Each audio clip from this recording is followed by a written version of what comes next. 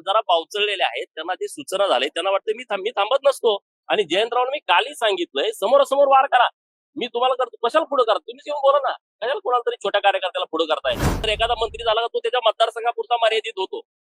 जयंत पाटलासारखं मागं कोविड आला आणि टाटाने 8 कोटी रुपये दिले कोविडसाठी.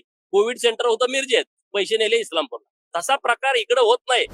बघा, ज्या जमिनी बळकवल्या असतील आणि ज्याची काही कायदेशीर प्रक्रिया पूर्ण केली नसेल तर त्या निश्चित काढण्याच्या सूचना मागच दिलेल्या आहेत. 2018ला तशा पद्धतीच्या सूचना सरकारनं दिलेल्या आहेत. परंतु 2 प्रकारे ह्या जमिनी रिलीज केल्या जातात. एक, धर्मादाय आयुक्तांची जर पीटीआरला नोंद असेल तर त्यांची परवानगी घेऊन. अशा महाराष्ट्रामध्ये अनेक जमिनी आहेत की त्याला धर्मादायांनी पण परवानगी दिलेली आहे. त्या ज्या पर्पजसाठी वापरायचा आहे तो पर्पज त्यांच्याकडे दिला तर, आणि नसेल तर त्यांच्याकडे नोंद नसेल, इनाम पत्रकामध्ये नोंद नसेल, 9394 मध्ये नोंद नसेल, 1950 पूर्वीचे सगळे सातबारे काढले आणि त्याच्यामध्ये जर अशी काही पोकळ नोंद असेल तर राज्य सरकारला तो अधिकार आहे. हे काय असं एकच प्रकरण आहे, हजारो प्रकरणामध्ये त्यांनी परवानगी दिलेल्या आहेत. आणि त्यामुळे जयंत पाटील जरा बावचळलेले आहेत, त्यांना ते सूचना झाले, त्यांना वाटतं मी थांबत नसतो. आणि जयंतराव मी कालही सांगितलंय, समोरासमोर वार करा, मी तुम्हाला करतो, कशाला पुढे करा, तुम्हीच येऊन बोला ना, कशाला कोणाला तरी छोट्या कार्यकर्त्याला पुढे करताय. तो कार्यकर्ता कुठला आहे मला माहित पण नाही, त्याच्याविषयी मला माहिती पण नाही, तो कुठल्या गावचा आहे काय आहे. आणि त्यामुळे त्यांना काय भूमिका मांडावी त्यांनी स्पष्ट मांडावी.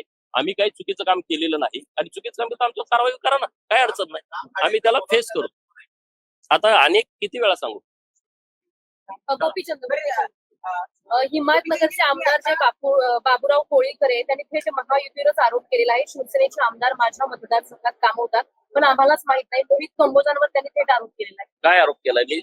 जलसंपदेची जी कामं आहेत ती आपल्याला माहित नव्हतं.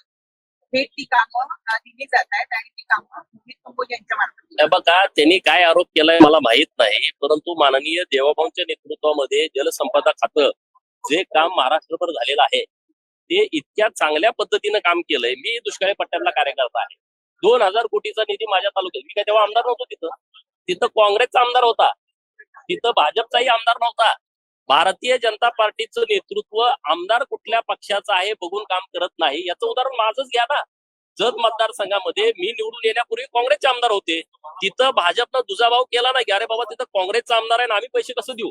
2000 कोटी रुपयाचा निधी दिला आणि इतक्या मोठ्या प्रमाणामध्ये काम सुरू आहे. त्यामुळे कुठल्या मतदारसंघामध्ये दुजाभाव करण्याचा विषय नाही.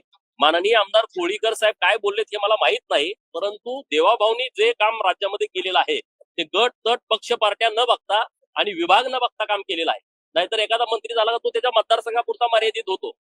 जयंत पाटलासारखं मागं कोविड आला आणि टाटाने 8 कोटी रुपये दिले कोविडसाठी. कोविड सेंटर होतं मिरजेत, पैसे नेले इस्लामपूरला. तसा प्रकार इकडे होत नाही. त्यामुळे त्यांचा काय विषय आहे मला माहित नाही, परंतु भाजपाची भूमिका स्पष्ट आहे. पार्टीचा आमदार असो अगर नसो, त्या सगळ्या विभागामध्ये कामं मोठ्या प्रमाणात होतात.